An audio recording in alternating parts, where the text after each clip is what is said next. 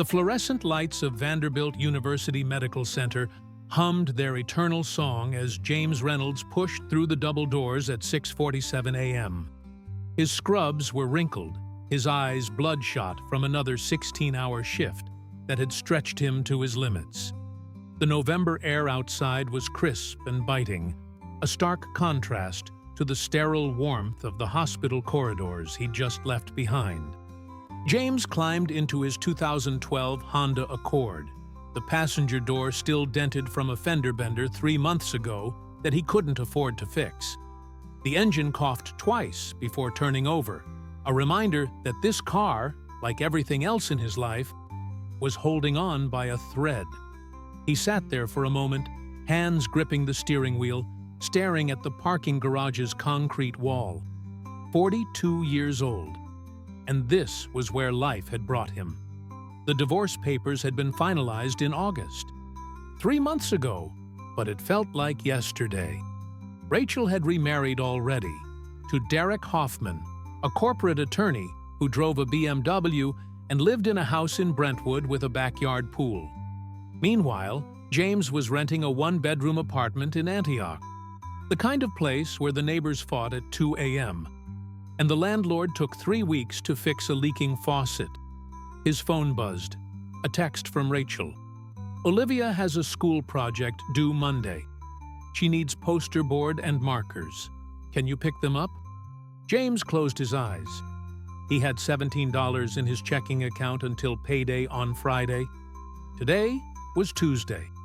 Yeah, I'll get them, he typed back. The drive from the medical center to his apartment normally took 20 minutes. But today, James took the long way, winding through downtown Nashville as the city woke up.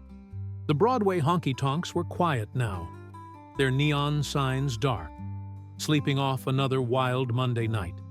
In a few hours, the tourists would flood back in, taking selfies in front of Tootsie's Orchid Lounge and pretending they were country music stars. James had grown up in Franklin, just south of Nashville, back when this city was smaller, grittier, more authentic. His father, Robert Reynolds, had worked at the Nissan plant in Smyrna for 33 years. Every Sunday, they'd drive to church in his father's Ford F-150, and the radio was always tuned to the country station. George Strait, Alan Jackson, Randy Travis, the soundtrack of James's childhood. His father had died 6 years ago from a sudden heart attack. James still remembered the last conversation they'd had, standing in his parents' driveway on a humid July afternoon. His father had looked at him with those steady gray eyes and said, "Son, life's gonna knock you down more times than you can count. The question isn't whether you'll fall, it's whether you'll get back up." James hadn't been doing much getting back up lately. He pulled into the parking lot of his apartment complex, a 2-story building with peeling paint and a broken security gate. Mrs. Chen from 2B was taking out her trash, and she waved at him. James waved back, appreciating the small kindness. Most people here kept to themselves, lost in their own struggles. Inside his apartment, James kicked off his shoes and collapsed onto the couch. The place was sparse: a second-hand couch, a TV on a card table, a small dining table where Olivia did her homework when she stayed with him every other weekend. The walls were mostly bare except for 2 framed photos. One of Olivia at her 5th grade graduation, beaming with missing front teeth, and one of James with his father at a Titans game in 2015. He should sleep. He had to be back at the hospital at 11 p.m. for another overnight shift. But his mind wouldn't quiet down. The custody arrangement was killing him. Every other weekend, plus Wednesday evenings for dinner. It wasn't enough. Olivia was 12 now, at that age where everything was changing, where she needed guidance and stability. And what could he offer her? A cramped apartment? A father who worked nights and could barely afford school supplies? Rachel had made it clear during the divorce proceedings. If James couldn't provide a stable environment, she'd petition for full custody. Derek's lawyer had already hinted at it. And honestly, Could James blame her? What kind of father was he? His phone buzzed again. This time, it was Olivia herself. "Dad, can we go to Centennial Park on Saturday? There's a food truck festival." James smiled despite everything. His daughter's optimism was boundless, a light in his darkness. "Absolutely. Can't wait," he replied. He thought about the $17 in his account. The poster board and markers Rachel had requested would cost at least $12. That left $5 for gas and maybe a food truck meal for Olivia. He'd skip eating, say he wasn't hungry. James finally dozed off around 9 a.m., his phone alarm set for 6 p.m. so he could shower and eat something before his night shift. But sleep was restless, filled with dreams of courtrooms and disappointed judges, and Olivia's face as she realized her father couldn't keep his promises. When James woke that evening, the apartment was dark. He'd slept through his alarm, and it was already 9:45 p.m. Panic shot through him. He was supposed to be at work in 15 minutes, and the hospital was a 30-minute drive. He threw on his scrubs, brushed his teeth in record time, grabbed his badge, and ran to his car. The Honda coughed 3 times before starting, and James whispered a prayer to whatever deity might be listening. The engine turned over, and he peeled out of the parking lot. Traffic on I-40 was mercifully light. James pushed the speedometer to 75, knowing he couldn't afford a ticket, but unable to afford being late either. The hospital had a strict policy. 3 late arrivals in 6 months meant termination. This would be his second. He made it to the parking garage at 10:53 p.m., sprinted through the employee entrance, and clocked in at 10:58. 2 minutes to spare. "Cutting it close, Reynolds," said Patricia Dalton, the charge nurse on duty. She was in her 50s, a no-nonsense woman from Memphis with 30 years of nursing experience and 0 tolerance for excuses. "Car trouble," James said, which wasn't entirely a lie. "Your car always has trouble," Patricia said, but her expression softened. "You look exhausted. You taking care of yourself?" "I'm fine," James said automatically. Patricia studied him for a moment, then handed him the patient assignment sheet. "Room 4112 needs vitals every 2 hours. Room 418 is a post-op. Keep an eye on the drain output. And room 425 has been asking for pain meds every 30 minutes. So, good luck with that one." James took the sheet and headed down the corridor. This was his life now. A blur of vital signs, medication rounds, charting, and trying to comfort patients who were scared, in pain, or dying. It was important work, meaningful work, but it ground him down night after night until he felt like he was disappearing. At 2:30 a.m. during his break, James sat in the employee lounge with a vending machine coffee and a granola bar that cost $1.50. Another dent in his dwindling funds. His colleague, Nathan Briggs, sat across from him, scrolling through his phone. "You see this?" Nathan said, turning his phone around. It was a news article about George Strait performing at a private charity event in Franklin the previous weekend. James glanced at it. "Yeah, I saw something about that." "Man, I grew up listening to him," Nathan said. "My dad played Amarillo by Morning on repeat when I was a kid. Drove my mom crazy." James smiled. "My dad was the same. Every Sunday morning, driving to church. George Strait, all the way." "Those were the days," Nathan said, "when music actually meant something." James nodded, but his mind was elsewhere. He was calculating how he'd make it to Friday. $17 minus $12 for school supplies left $5. Gas to get to work and back. Maybe 3 gallons at $4 a gallon. That's $12. He'd have to borrow from his emergency credit card again, the one that was already maxed out at $3,000. The rest of his shift passed in a haze of medication passes and patient care.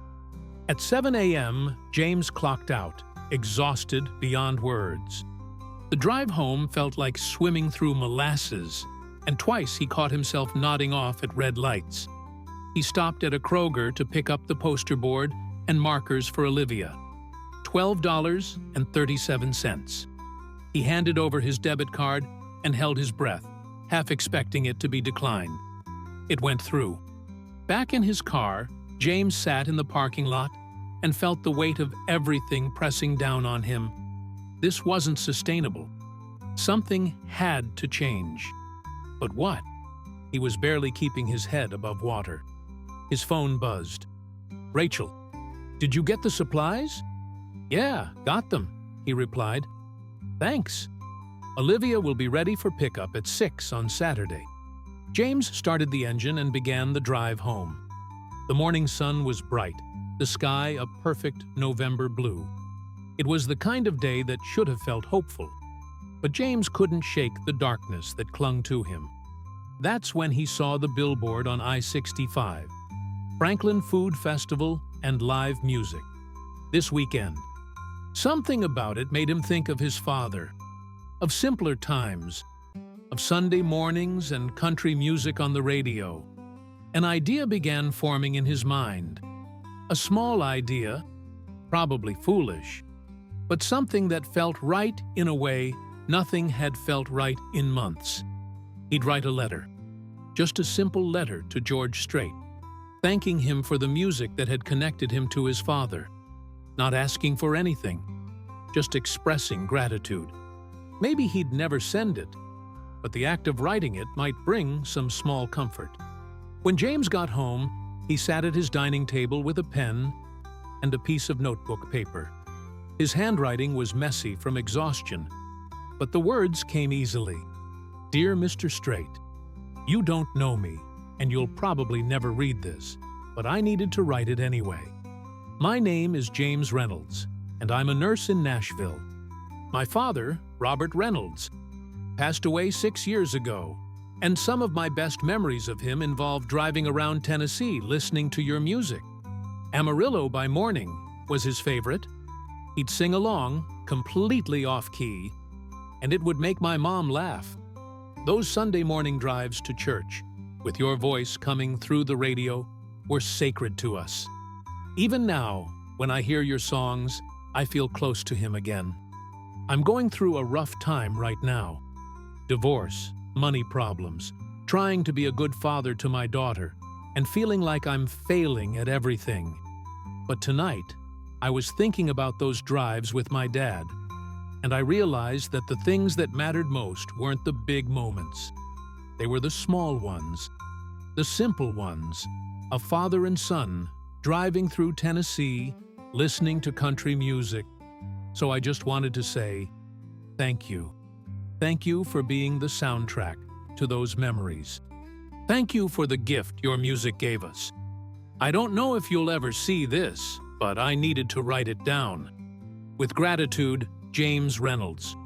James folded the letter and put it in an envelope. He had no idea where to send it. George Strait probably had a management company, a P.O. box for fan mail. Maybe he'd look it up later. Or maybe he'd just keep it as a reminder of his father, of better days, of the man he wanted to be for Olivia. He fell asleep on the couch, the letter on the coffee table, unaware that everything was about to change. Saturday arrived with the promise of cooler temperatures and clear skies. James picked up Olivia at 6 p.m. sharp from Rachel and Derek's house in Brentwood. The house was a 2-story colonial with white columns and a perfectly manicured lawn. A basketball hoop stood in the driveway, and James tried not to think about how Derek probably played with Olivia, teaching her things James didn't have time for. "Dad!" Olivia ran out the front door, her backpack bouncing against her shoulders. She was wearing jeans and a Tennessee Volunteers hoodie, her dark hair pulled back in a ponytail. She looked so much like Rachel, it sometimes hurt. "Hey, kiddo," James said, pulling her into a hug. "You ready for some food trucks?" "So ready," Olivia said. "Can we get tacos? And maybe ice cream?" "Absolutely," James said. though his wallet currently held the $5 he'd managed to scrape together, plus another $20 he'd borrowed from his credit card. Rachel appeared in the doorway, Derek standing slightly behind her. "Have her back by 8 p.m., please," Rachel said. "She has a sleepover at Jessica's tomorrow, and I need to help her pack." "No problem," James said, keeping his voice neutral. Derek gave a small wave. "Have fun, Liv." James felt a flash of irritation at the nickname, only he called her Liv. But he swallowed it. This wasn't the time. The drive to Centennial Park took 15 minutes. Olivia chattered the entire way about school, about her friend Ava Peterson, who was learning guitar, about a science project on ecosystems. James listened, soaking in every word. These precious moments when it was just the two of them. The park was alive with activity. Food trucks lined the perimeter, Korean BBQ, gourmet grilled cheese, wood-fired pizza, authentic tacos. Families spread out on blankets, kids ran through the grass, and a local band played cover songs on a small stage. The smell of cooking food made James's stomach growl. He hadn't eaten since the granola bar at 2 a.m. "Tacos first?" Olivia asked, her eyes scanning the options. "Tacos first," James agreed. They waited in line at a truck called Taco Revolution.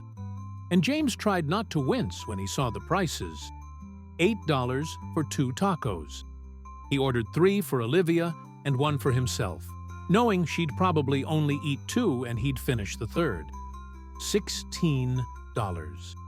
He handed over the $20 bill, pocketing the 4 in change. They found a spot on the grass near the Parthenon, Nashville's full-scale replica of the ancient Greek structure. Olivia bit into her taco and closed her eyes in appreciation. "This is so good."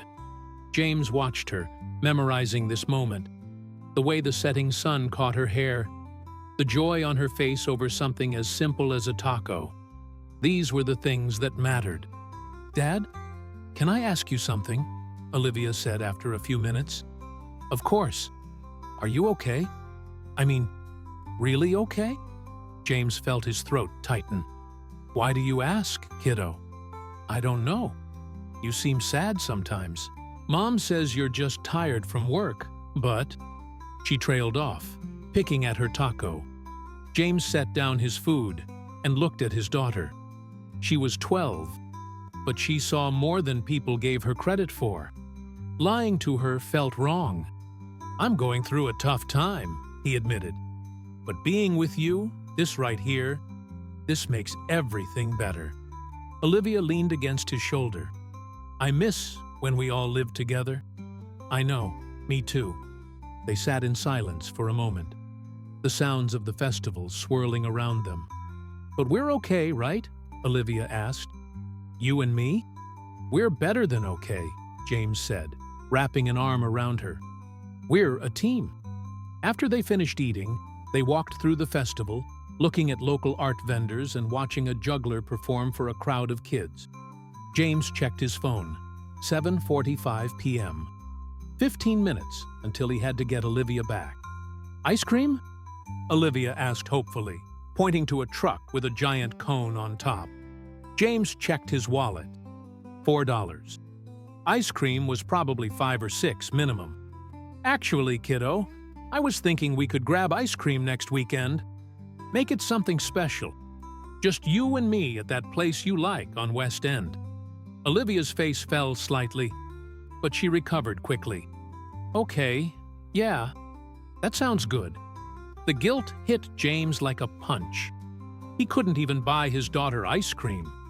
They started walking back toward the parking lot, taking the long way around the Parthenon. That's when James heard raised voices near the portable toilets. 2 men arguing. "I don't care who you are, you can't park there," one man was shouting. He looked drunk, swaying slightly, pointing at a large tour bus parked near the service entrance. "Sir, we have permission from the event coordinator," said another voice, calmer, trying to diffuse the situation. James recognized that voice immediately. He'd heard it on hundreds of country songs, in concerts on TV, on those Sunday morning drives with his father. George Strait stood near the bus, hands raised in a placating gesture. He was wearing jeans, a simple button-down shirt, and a black cowboy hat. With him were two other men, probably road crew or security. The drunk man was getting more aggressive, stepping closer. "I don't give a damn about your permission. You're blocking the—" "Hey," James said, stepping forward before he could think better of it. Olivia grabbed his arm, but he gently pulled away. "Hey, buddy, let's take it easy, okay?" The drunk man turned. "Who the hell are you?" "Just a guy trying to enjoy the festival with his daughter," James said calmly. He'd dealt with plenty of belligerent people in the ER over the years. "Why don't you head back to the food trucks? Get yourself some coffee." "Mind your own damn business," the man slurred. George Strait caught James's eye and gave a small nod of appreciation. One of the security guys was already calling someone, probably the event security team. "Sir, I'm a nurse," James said to the drunk man. "You don't look so good. Why don't you sit down for a minute? Let me check that you're okay." Something in James's tone, professional, concerned rather than confrontational, seemed to diffuse the situation. The man blinked, looking confused. "I don't need a nurse." "Maybe not, but why don't you sit anyway? You look a little unsteady." Within 2 minutes, event security arrived and escorted the drunk man away, promising to call him a cab. George Strait walked over to James, extending his hand. "Appreciate you stepping in there," he said. Things were getting a bit tense. James shook his hand, star-struck despite himself. "No problem. Just glad it didn't escalate. You said you're a nurse?" "Yeah, at Vanderbilt Medical Center." George smiled. "My wife was a nurse. I have a lot of respect for what y'all do." He glanced at Olivia. "And who's this?" "I'm Olivia," she said shyly. "You're George Strait." "Guilty as charged," George said with a warm laugh. "You a country music fan?" "My grandpa was," Olivia said. "He died before I was born, but my dad says he loved your music." Something flickered across George's face. "That right?" James nodded. "My father, Robert Reynolds. We used to listen to your albums every Sunday morning. Made those drives to church something special. Amarillo by Morning was his favorite," Olivia added. George's expression softened even more. "That's one of mine, too." He paused, then said, "You know, I just did a private event in Franklin. We were heading back to Texas. Stopped here because we heard about the food trucks. Can't pass up good Nashville food." James smiled. Best food in the South. There was a moment of comfortable silence.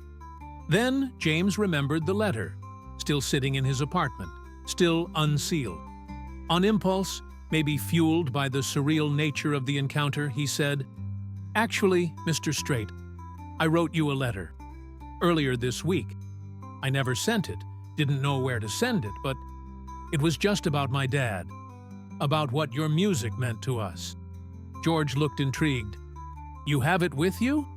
"No, it's at home. I live just about 20 minutes from here." One of the security guys glanced at his watch, clearly ready to leave. But George held up a hand. "You know what? If you want to grab that letter, I'd be honored to read it. We've got a few minutes." James hesitated. The whole thing felt surreal. "You sure?" "I don't want to hold you up." "I'm sure." James looked at Olivia. "What do you think, kiddo? Want to take a quick detour?" Her eyes were wide with excitement. "Are you kidding?" "Yes."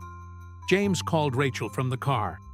"Hey, I know I'm supposed to have her back by 8, but we ran into a slight delay. Can I bring her back in about an hour?" Rachel's voice was clipped. "James, she needs to pack for her sleepover." "I know. I'm sorry. It's important. I promise I'll have her back by 9. There was a pause. "Fine, but 9 sharp." The drive to his apartment felt different, with Olivia bouncing in the passenger seat, asking questions about George Strait, about the letter, about everything. When they pulled into his parking lot, the broken security gate, the peeling paint, the trash bins overflowing, James felt a flash of embarrassment. This was what he had to offer his daughter. This. "Wait here," he told Olivia. "I'll be right back." He ran upstairs, grabbed the letter from the coffee table, and was back in the car in under 3 minutes. They drove back to Centennial Park, where the tour bus was still parked. George Strait stood outside, talking with his road manager, but he waved when he saw James pull up. James got out, letter in hand. "I really appreciate this, Mr. Strait." "Call me George," he said, taking the envelope. He opened it right there, unfolding the notebook paper, and read in the fading light of early evening. James watched his face, saw something shift in his expression, a softness, a recognition of shared human experience. When George finished, he looked up at James with eyes that held genuine emotion. "This is beautiful. Thank you for sharing this with me." "It's just the truth," James said. "Your music gave my father and me something to connect over. In a world where fathers and sons don't always know how to talk to each other, we had your songs." George folded the letter carefully and handed it back. "Keep this. It's yours. But I want you to know, this means more to me than any award or sold-out show. This is why I do what I do." They talked for a few more minutes. George asked about James's work, about Olivia's school, about life in Nashville. It was a genuine conversation, not a celebrity hurrying through pleasantries. When it was time to go, George shook James's hand again. "You take care of yourself, James. And you," he said to Olivia, "take care of your dad. He's a good man." As James drove Olivia back to Rachel's house, she couldn't stop talking. "Dad, that was the coolest thing ever. Wait until I tell Ava. George Strait read your letter." James smiled, feeling lighter than he had in months. For a brief moment, life had surprised him with something good, something unexpected. He got Olivia to Rachel's house at 9:02 p.m. Rachel was waiting at the door, arms crossed. "You're late." "I know. I'm sorry." Olivia ran up to her mother. "Mom, you won't believe what happened. We met George Strait. Dad wrote him a letter about Grandpa Robert, and George read it." Rachel's expression shifted from annoyance to confusion. "What?" "It's true," James said. "Pure chance. We ran into him at the park." For a moment, Rachel's guard dropped. "Your dad would have loved that." "I know." They shared a brief look, a flicker of the connection they'd once had, before Derek appeared behind Rachel, and the moment ended. "Come on, Liv," Rachel said. "Let's get you packed." James drove home feeling something he hadn't felt in a long time. Hope, not the desperate, grasping kind, but something quieter, steadier. A reminder that good things could still happen, even in the midst of struggle. He had no idea that George Strait had taken a photo of his letter before handing it back, or that George had sent a message to his manager that night. Find out more about this James Reynolds from Nashville. I want to help. The following week passed in the usual blur of night shifts and exhaustion. James worked Monday, Tuesday, and Wednesday nights, sleeping during the days in fitful stretches that never felt like enough rest. His body ached constantly now. His lower back from lifting patients, his feet from standing for hours, his eyes from the harsh hospital lighting. On Wednesday afternoon, before his evening shift, James sat at his dining table and went through his bills. Electric, $127, due in 5 days. Car insurance, $183, due in 2 weeks. Credit card minimum payment, $87, past due. Student loans from nursing school, $340 per month, currently 2 months behind. He pulled up his bank account on his phone. After getting paid on Friday, he'd have $1,840. Before payday, he'd been down to $34. James did the math 3 times, hoping it would somehow change. It didn't. Even with his paycheck, he couldn't cover everything. He'd have to call the student loan company again, beg for another forbearance, another postponement. The woman on the phone would be polite but firm, explaining that he'd already used up his allotted forbearance periods. His phone rang. It was the apartment complex manager, Brenda Thornton. "Mr. Reynolds, I hate to bother you, but rent is due on the 1st, and we still haven't received November's payment." James's heart sank. In the chaos of everything, he'd completely forgotten. Rent was $950. "I'm so sorry, Brenda. I can get it to you by Friday when I get paid." "The 1st was 12 days ago," Brenda said, her voice sympathetic but firm. "We have a 10-day grace period, which means you're already 2 days past that. There's a late fee of $75. "Okay, I understand. Friday, I promise." "James, I like you. I really do. But if this happens again, I'll have to start the eviction process. It's not personal. It's just policy." After he hung up, James put his head in his hands. The walls were closing in. He was drowning. That evening at work, Patricia Dalton noticed his distraction. "You okay, Reynolds? You seem off." "Just tired," James said. "You're always tired," Patricia said. "When's the last time you took a day off?" James couldn't remember. He worked every shift they offered him because he needed every dollar. Days off were a luxury he couldn't afford. The shift was particularly brutal.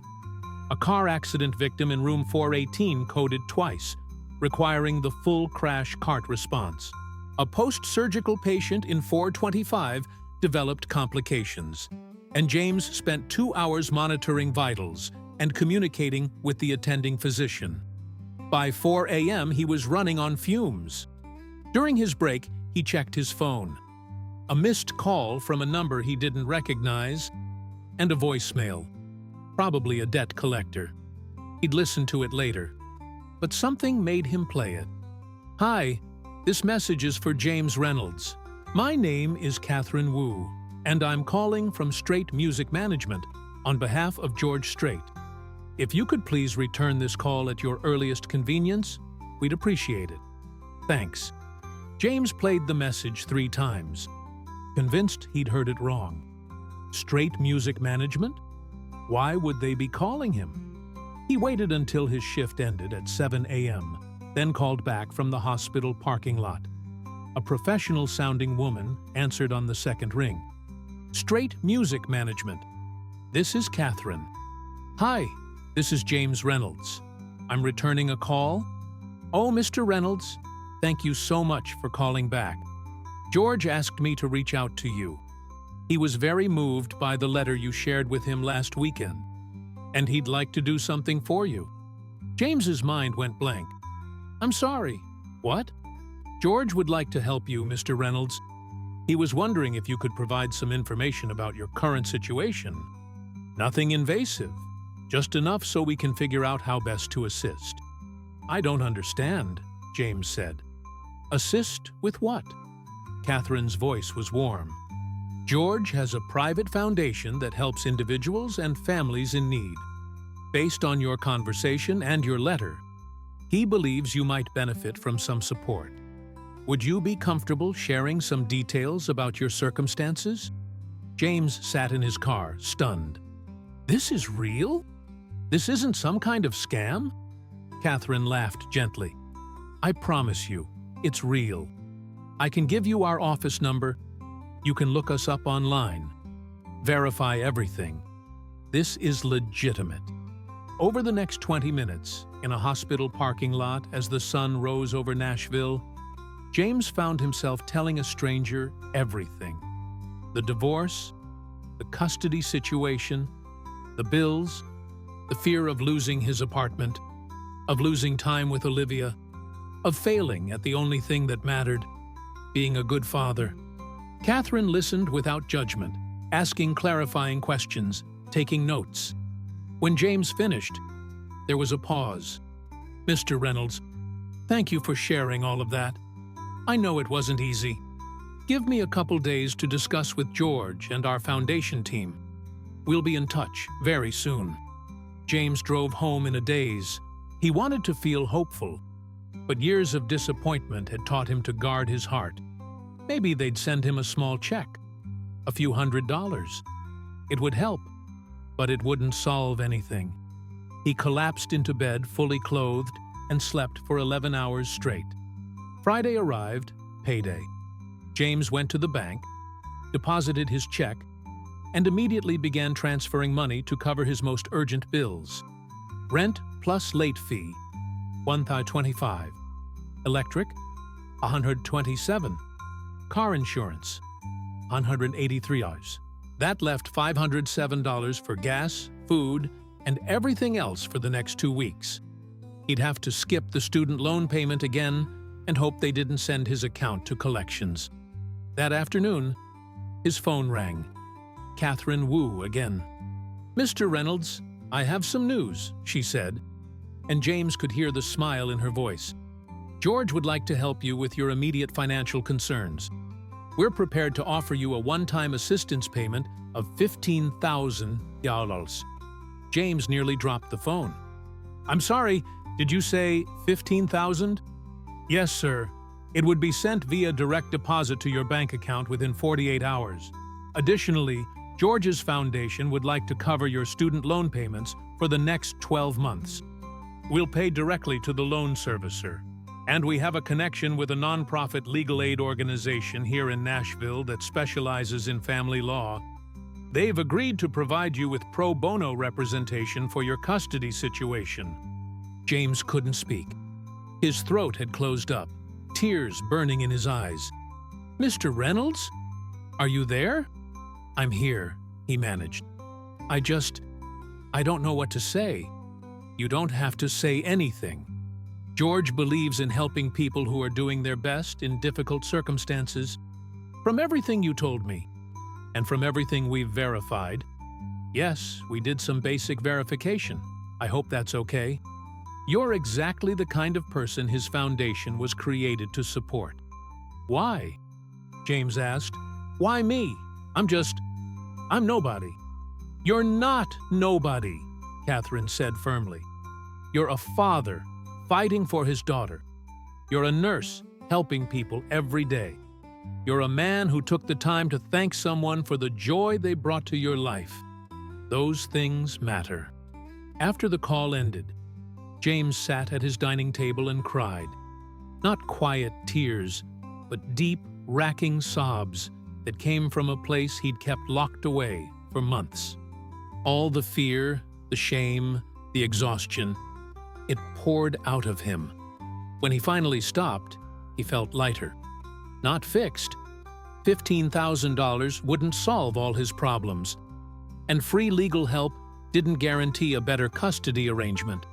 But for the first time in a year, he had breathing room. He had hope. James called Rachel. She answered on the third ring, sounding distracted. "What's up, James?" "I wanted to let you know that my financial situation is improving," he said, keeping his voice steady. "I've received some assistance, and I'll be able to provide better for Olivia." There was a pause. "What kind of assistance?" "A private foundation. It's legitimate. I've verified everything. I'll have my student loans covered for a year, and I'm getting legal representation for the custody arrangement." Another pause. Longer this time. "James, if this is about getting more time with Olivia, it's not about taking her away from you," James said. "I just want to be the father she deserves. I want to be present, to provide for her, to give her the stability she needs. I know I've struggled, but I'm getting back on my feet." Rachel's voice softened slightly. "Okay, we can talk about it. Through our lawyers. That's all I'm asking. A fair conversation." When Saturday came, James picked up Olivia for their weekend together. This time, he took her to the Nashville Zoo, bought her whatever snacks she wanted, and didn't have to count every dollar. They laughed, they talked, they watched the elephants for 20 minutes in comfortable silence. "Dad, you seem different." Olivia said, as they sat on a bench eating ice cream, real ice cream from the zoo's cafe. Different how? Happier, less stressed. James pulled her close. Things are getting better, kiddo. I can't promise everything will be perfect, but it's getting better. That night, after dropping Olivia back at Rachel's, James drove to Franklin and visited his father's grave for the first time in 6 months. The cemetery was quiet, the November night cold and clear. He stood in front of the headstone, Robert James Reynolds, 1951-2019, beloved husband and father. "Hey, Dad," James said quietly. "I met George Strait. Can you believe that? And he's helping me get my life together. I wish you could have been there to see it." The wind rustled through the trees, and James felt a peace he hadn't known in years. "I'm going to be okay," he said. "I'm going to make you proud. I'm going to be the father to Olivia that you were to me." As he drove home, Amarillo by Morning came on the radio. James turned it up and sang along, completely off-key, just like his father used to. The $15,000 hit James's bank account on Sunday afternoon. He stared at his phone, refreshing the banking app 3 times to make sure it was real. The balance had gone from $507.23 to $15,507.23. James sat down on his couch and carefully made a plan. First, he paid off his 2 months of overdue student loans immediately, $680. Then he paid ahead on rent for December and January, $1,900. Car insurance for 3 months, $549. He transferred $2,000 to savings, something he hadn't been able to do in over 2 years. That left just over $10,000. For the first time since the divorce, James could breathe. On Monday morning, he received an email from Cornerstone Legal Aid, the nonprofit organization Catherine Wu had mentioned. An attorney named Victoria Palmer wanted to schedule a consultation to discuss his custody situation. They set up a meeting for Wednesday afternoon. James had to switch shifts with Nathan Briggs to make the appointment, which meant working Sunday night instead of his usual Wednesday. Nathan agreed readily. He needed Wednesday off for his daughter's school play. "Everything okay?" Nathan asked when they met in the hospital locker room. "You seem different lately." In a good way. James smiled. "Things are looking up. Good. You deserve it, man. You work harder than anyone here." The words stayed with James through his shift. He'd been so focused on his failures that he'd forgotten his strengths. He was a good nurse. He showed up, he cared about his patients, he did his job well even when his personal life was falling apart. At 3 a.m., while checking on Mr. Gerald Foster in room 412, an elderly man recovering from hip surgery, James took a moment to really talk to him instead of just checking vitals and moving on. "How you feeling tonight, Mr. Foster?" The old man grimaced. "Like I got hit by a truck. But I'm alive, so that's something." "Family coming to visit tomorrow?" "My daughter lives in Atlanta.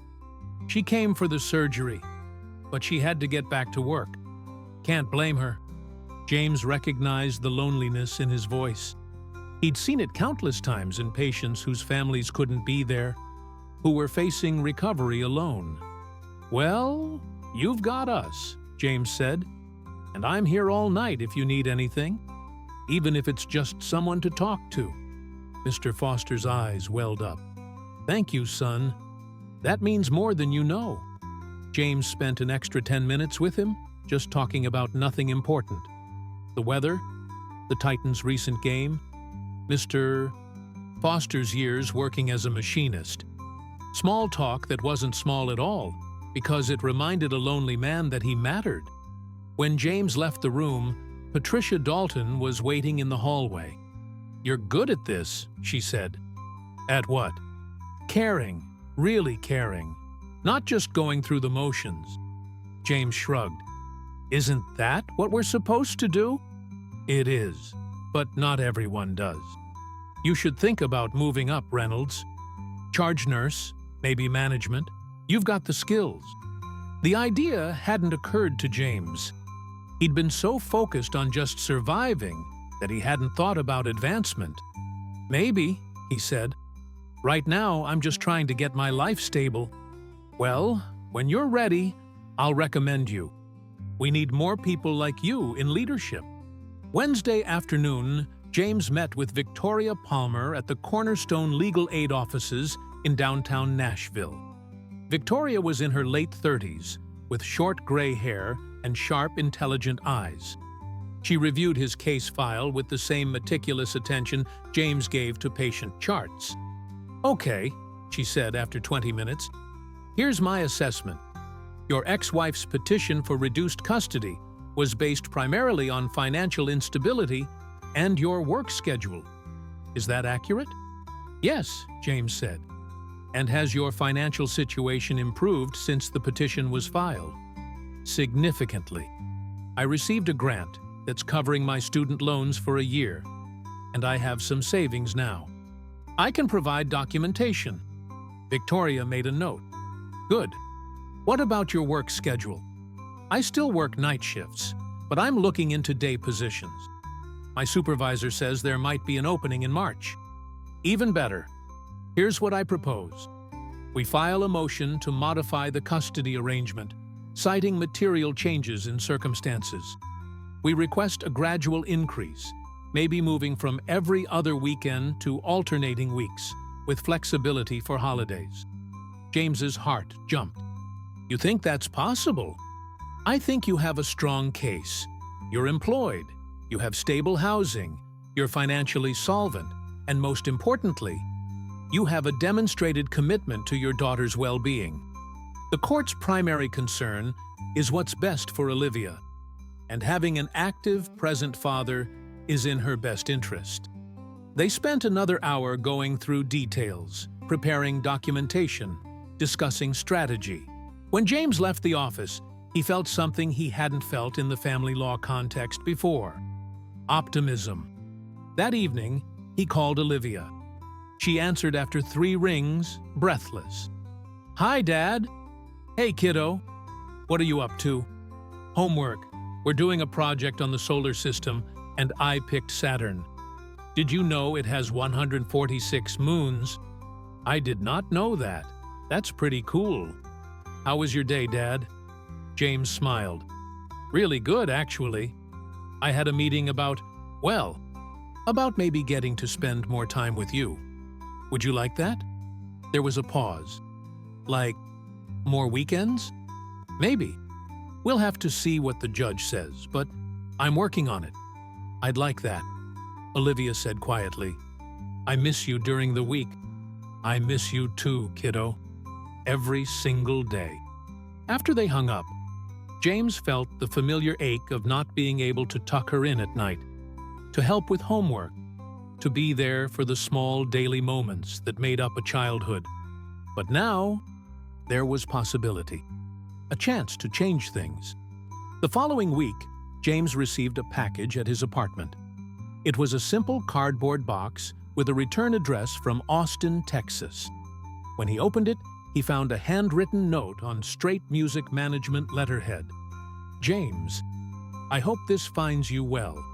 Catherine told me that the foundation was able to help with some immediate needs, which I'm glad to hear. I wanted to send you something more personal. Enclosed is a signed guitar that I used on tour for several years. Your letter mentioned that music connected you with your father, and I thought maybe you could pass that tradition on to Olivia. Even if she never learns to play it, it can be a reminder that there's always beauty in the world, even during hard times. Also enclosed are tickets to my show in Nashville in April. Bring Olivia, bring some friends, and let's celebrate how far you've come. You're stronger than you think, James. Keep going." Yours truly, George Strait. James pulled out the guitar. A beautiful acoustic with George's signature on the body, along with a note. To James and Olivia, keep the music alive. G.S. He sat on his couch, holding the guitar, and felt overwhelmed by the generosity of someone who owed him nothing. a stranger who'd taken time to care about his story.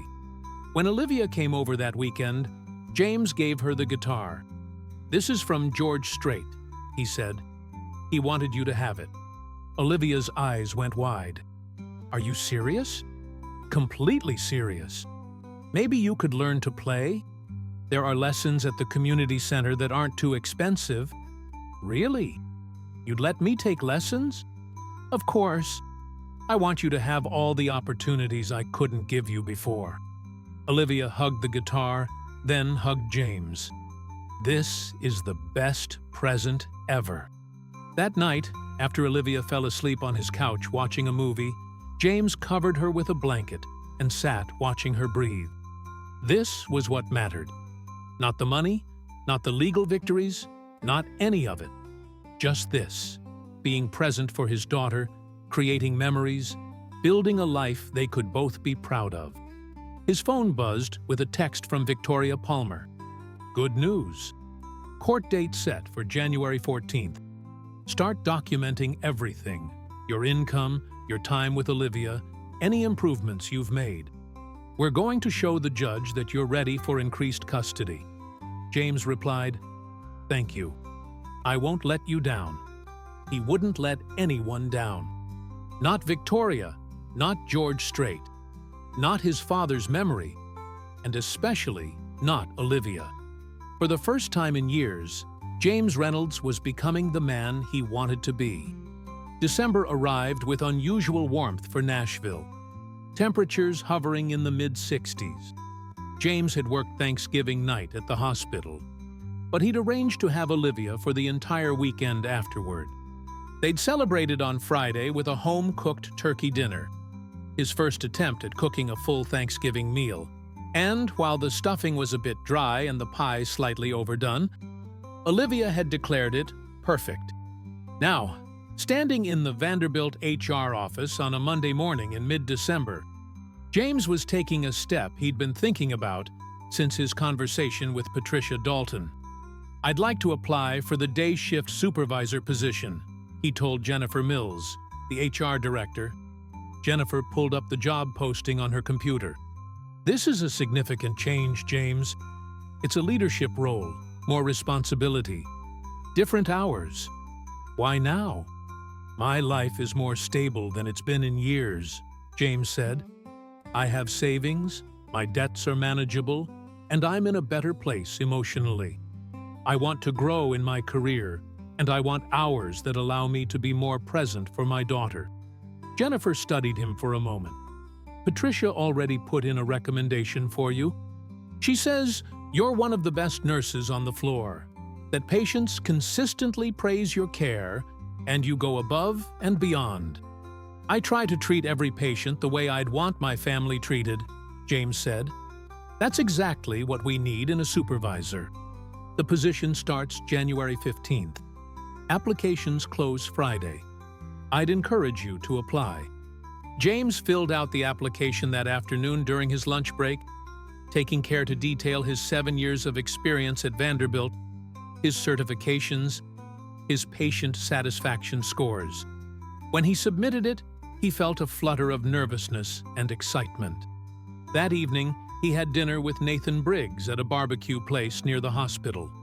Nathan was celebrating his daughter Chloe's successful school play. She'd played Dorothy in The Wizard of Oz and had brought down the house. "I'm applying for the day shift supervisor job," James told him, over pulled pork sandwiches. Nathan grinned. "About time. You'd be great at that. You don't think it's too soon? I mean, my life was a mess 3 weeks ago." "Was being the key word," Nathan said. "Look at you now. You're different, more confident. Whatever happened with that George Strait thing really turned things around."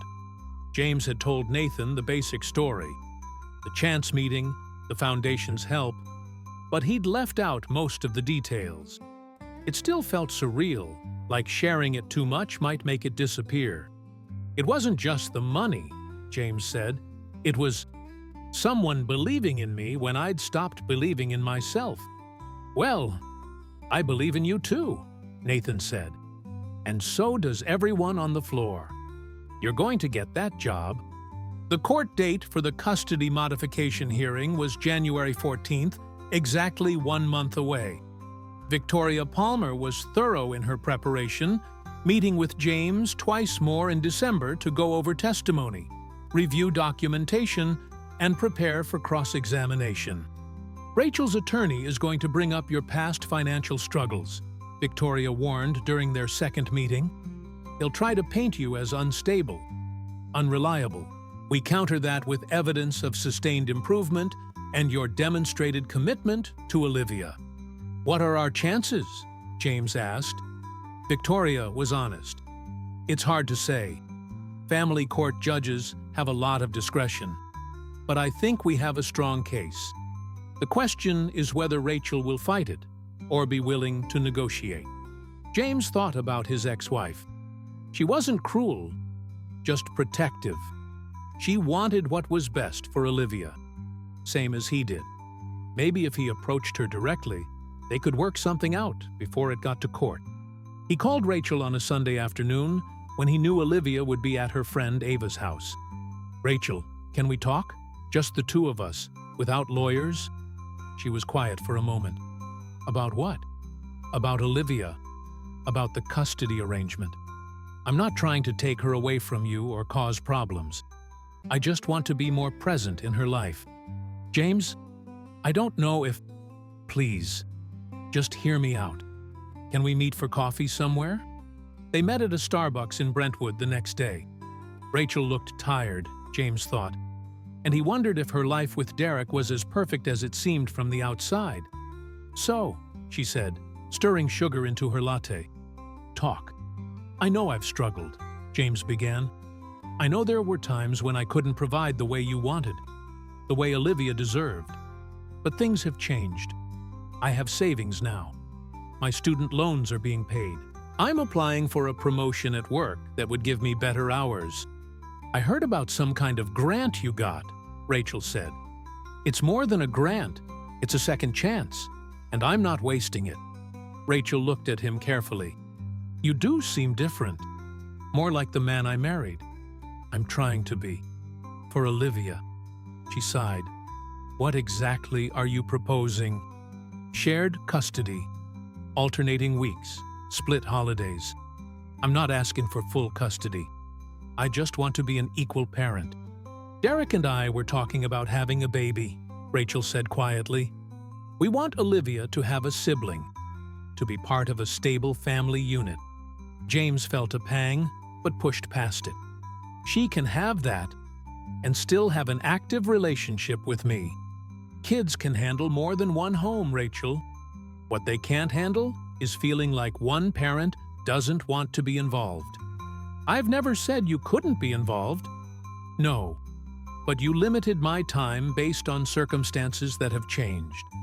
I'm asking you to recognize that and give me a fair chance. They talked for an hour. It wasn't easy. There were old wounds, old resentments that surfaced, but by the end, Rachel agreed to discuss a modified arrangement with her lawyer. Not a full concession, but a willingness to negotiate. I'm doing this for Olivia, Rachel said. Not for you. I know, James said, and I appreciate it. Christmas came on a Wednesday. James had Olivia from Christmas Eve through the day after Christmas. A concession Rachel had made as a show of good faith.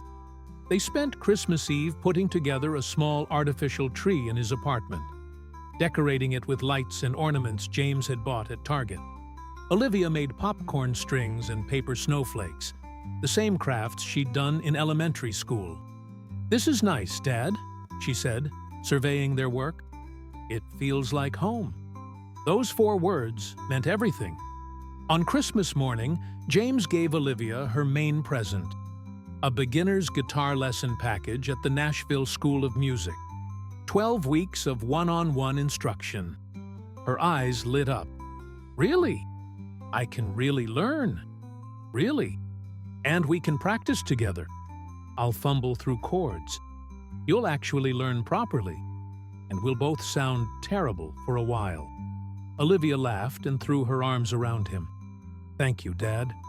They spent the afternoon at Centennial Park again, the same place where everything had changed.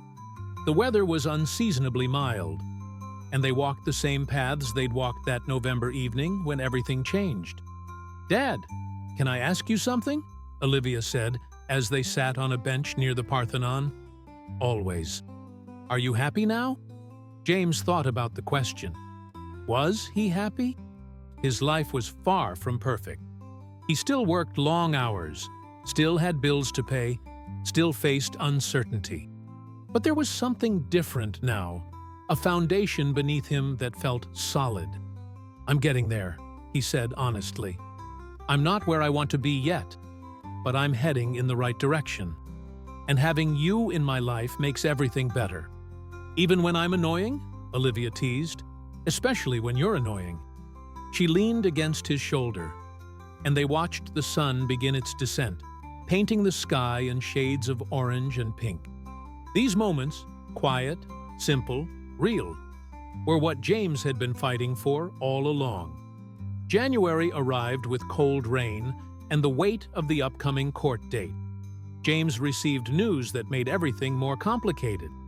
He'd been offered the day shift supervisor position, contingent on a background check and reference verification. The job would start January 15th, one day after the custody hearing. "Congratulations," Victoria Palmer said when he told her. "This strengthens our case significantly. A promotion demonstrates stability and career advancement." The hearing took place on a gray Thursday morning at the Davidson County Courthouse. James wore the only suit he owned, purchased years ago for job interviews.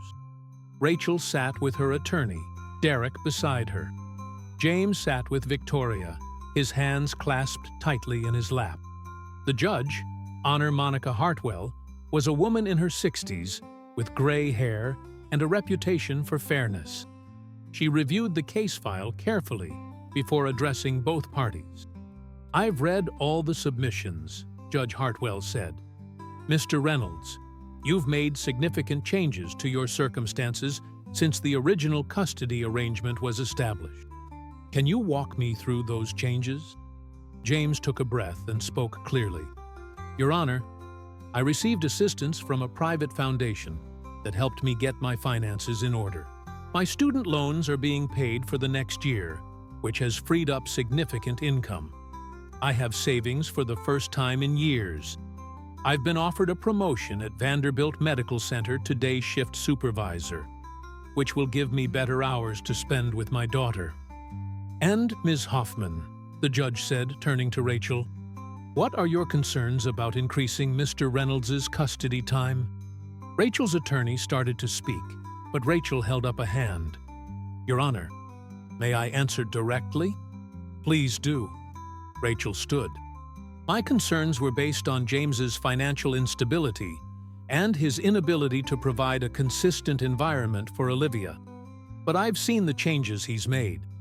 I've seen how Olivia lights up when she talks about spending time with him. I don't want to stand in the way of their relationship." The courtroom went quiet. Rachel's attorney looked surprised. Derek shifted uncomfortably. "Are you saying you're willing to agree to a modified custody arrangement?" Judge Hartwell asked. "Yes, Your Honor. I think alternating weeks would be appropriate, with flexibility for holidays and special occasions." James felt tears prick his eyes. He looked at Rachel, and she gave him a small nod. Judge Hartwell smiled, a rare sight in family court. "Well, this is refreshing. Most custody hearings involve significantly more conflict. If both parties are in agreement, I'm happy to approve the modification. Mr. Reynolds, you'll have Olivia every other week, alternating holidays, with the stipulation that you maintain stable employment and housing. Ms. Hoffman, you'll retain the same arrangement. Both parents will continue to have equal decision-making authority regarding education, healthcare, and other major decisions." She signed the order, and just like that, James's world expanded. He'd fought so hard for this moment, and now that it was here, he could barely believe it was real. Outside the courthouse, Rachel approached him while their attorneys finalized paperwork. "Thank you," James said. "Don't thank me. You earned this. You got your life together, and you did it for her. That's what a good parent does." "Can I ask you something?" James said. "Why did you agree?" Your attorney looked ready to fight. Rachel looked away, then back at him. "Because Olivia came to me last week and said, 'Mom, Dad is trying so hard. I can see how much he loves me. Why can't I spend more time with him?' And I realized that by trying to protect her from your struggles, I was protecting her from you. That wasn't fair." "I won't let her down," James said. "I know." James's first day as day shift supervisor was both exhilarating and terrifying. He arrived at 6 a.m. an hour before his shift started to meet with Patricia Dalton and get oriented. The new schedule meant he'd work Monday through Friday, 7 a.m. to 5 p.m., with weekends off. For the first time in years, his schedule would align with a normal life. "Nervous?" Patricia asked as they walked through the unit. "Terrified," James admitted. "Good. That means you care. You're going to be great at this, Reynolds. You know the work, you know the staff, and you genuinely care about patient outcomes. That's what makes a good supervisor." His first week was a learning curve. He had to manage schedules, handle conflicts between staff members, coordinate with doctors and administrators, and still maintain the hands-on patient care that had drawn him to nursing in the first place. It was exhausting but satisfying in a way the night shifts had never been. More importantly, the new schedule meant he could be present for Olivia's daily life. On his first week with her under the new custody arrangement, he drove her to school every morning, helped with homework every evening, and tucked her into bed every night. These small rituals, taken for granted by so many parents, felt like precious gifts to James. "Dad, you're hovering," Olivia said one evening as James checked her math homework for the third time. "I'm not hovering. I'm being involved." "You're hovering," she said, but she was smiling. By February, they'd settled into a routine. Olivia started her guitar lessons and practiced every evening, her fingers fumbling over chords as she worked through "Leaving on a Jet Plane." James would listen from the kitchen while making dinner. Simple meals, nothing fancy, but made with care. One evening, his phone rang. It was Catherine Wu from Strait Music Management. "James, I'm calling about the concert tickets George sent you. The show is April 12th at Bridgestone Arena. Have you thought about who you'd like to bring?" James thought immediately of the people who'd helped him through his darkest times. "Can I get a few extra tickets? I'd like to bring my daughter, obviously, but also some colleagues from work who've supported me." George anticipated that. "We have 8 tickets reserved for you. Good seats, center section. Bring whoever you want." James invited Olivia, of course, and Nathan Briggs with his daughter Chloe. He invited Patricia Dalton and her husband. He even, after some hesitation, invited Rachel and Derek. Rachel politely declined, but her refusal was kind rather than bitter.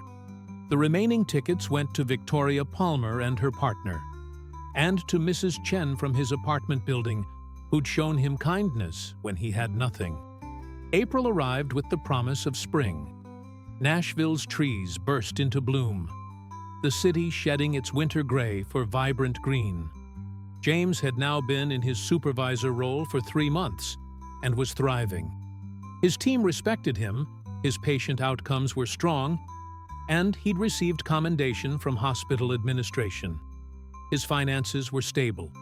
The $15,000 from George's foundation, combined with his increased salary, had given him a cushion he'd never had before. He'd even started contributing to a college fund for Olivia. Just $50 a month. But it was something. On the evening of April 12th, James and his group arrived at Bridgestone Arena. The venue was packed, over 18,000 people there to see the king of country music. Their seats were incredible. 20 rows from the stage, center section. Olivia couldn't stop bouncing with excitement. She'd been practicing George Strait songs on her guitar for weeks, determined to learn them properly. Her version of Amarillo by Morning was still rough, but it was recognizable, and that was enough. "This is so cool," Chloe Briggs said to Olivia. "Have you ever been to a concert before?" "Just once, a few years ago, but nothing like this." The lights dimmed and the crowd erupted. George Strait walked onto the stage in his signature style. No dramatic entrance, no elaborate production, just a man with a guitar and a voice that had defined country music for 4 decades. He opened with "All My Exes Live in Texas," and the arena sang along. James found himself swept up in the energy, in the joy of the moment. He looked around at the people he'd brought. Nathan and Chloe singing enthusiastically, Patricia swaying with her husband, Mrs. Chen clapping along with a huge smile, and Olivia, his beautiful daughter, her face lit up with pure happiness. Halfway through the concert, George paused between songs. "You know, one of the best parts of doing this for so long is the people I meet along the way. A few months back, I met a man at a food truck festival here in Nashville. He shared a letter with me about his father, about how music had connected them, and it reminded me why I do this." James felt Nathan elbow him. "Is he talking about you?" "I think so," James said, his heart pounding. "That man is here tonight," George continued, along with his daughter and some friends. "James Reynolds, where are you?" A spotlight swung through the crowd, searching. Someone from George's crew must have known their seat location because the light found them quickly. James stood, overwhelmed, as 18,000 people turned to look. "Stand up with your dad, sweetheart," George said. And Olivia stood too, gripping James's hand. "James wrote me a letter about his father and about how my music was part of their story together. It was one of the most meaningful things anyone's ever shared with me. So this next song is for James, for his dad Robert, and for his daughter Olivia. May you always find music that brings you together." George launched into "I Cross My Heart," and James couldn't hold back tears anymore. Olivia looked up at him, her own eyes wet, and hugged him tightly. "I love you, Dad," she said. "I love you too, kiddo. More than anything." After the concert, as they were leaving the arena, a security guard approached them. "Mr. Reynolds?" "Mr. Strait would like to meet with you backstage, if you have a few minutes." The entire group was ushered through security corridors to a private area where George Strait stood talking with his band members. When he saw James, he walked over immediately and shook his hand. "James, so glad you could make it. And this must be Olivia." "Hi, Mr. Strait," Olivia said shyly. "Please, call me George. I heard you're learning guitar." "I'm trying. I'm not very good yet." "None of us are at first. The important thing is that you keep playing. That's what turns practice into skill." George spent 20 minutes with them, taking photos, signing autographs, talking with each person in James's group. He was gracious, warm, genuinely interested in their lives. Before they left, George pulled James aside. "How are you doing?" "Really doing?" "I'm good," James said. "Better than good. The Foundation's help changed everything. I got promoted at work. I have joint custody of Olivia now. My finances are stable. I'm building a life I'm proud of." "That's all you, James. We just gave you a little breathing room. You did the rest. I'll never be able to repay you." "You already have," George said. "By being a good father, by taking care of people at the hospital, by staying kind even when life was hard. That's the repayment. Pass it forward when you can." 1 year later, in April of 2026, James stood in the backyard of a small house he'd managed to buy in Donaldson. a modest 3-bedroom with a yard where Olivia could play. The mortgage was manageable with his supervisor's salary, and having his student loans paid off had made home ownership possible. Olivia was in the garage-turned-music room practicing guitar. She'd advanced rapidly, her natural talent combined with dedicated practice. She was learning Amarillo by morning now, the real version, all the chords, all the nuances. James could hear her playing as he grilled burgers for a small gathering. Nathan and his family were coming over, Patricia and her husband. Victoria Palmer, who'd become a friend beyond just his attorney. Rachel and Derek were coming too, with their newborn son Michael. The relationships had evolved into something approaching friendship. Not close, but cordial, cooperative, focused on what was best for Olivia. James's phone buzzed. A text from Catherine Wu. "George wanted me to check in." "How are things?" James replied. "Better than I could have imagined. Thank you for everything." Catherine, "Your story inspired George's new foundation initiative. You helped more people than you know." As the sun began to set over his backyard, James watched Olivia through the garage window, her fingers moving over the guitar strings, creating music. He thought about his father, about those Sunday morning drives, about the unexpected chain of events that had brought him here. A simple gesture, sharing a letter with a stranger at a food truck festival. That's all it had been.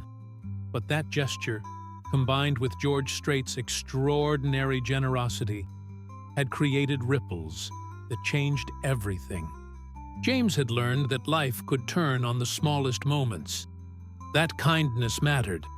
That when you were drowning, sometimes a hand reached down from an unexpected place, and that the measure of a man wasn't in never falling down, but in getting back up, dusting himself off, and moving forward. "Dad!" Olivia called from the garage. "Come listen. I think I finally got this part right." James set down his spatula and walked toward the music, toward his daughter, toward the life he'd fought so hard to build. And somewhere, on a tour bus rolling through Texas, George Strait smiled, knowing that his music and his compassion had helped bring a family back together. The story of James Reynolds was a reminder that extraordinary rewards don't always come in obvious packages. Sometimes they come from a chance encounter, a shared moment of humanity, and the willingness of one person to help another simply because it was the right thing to do. One gesture had changed everything, and the music played on.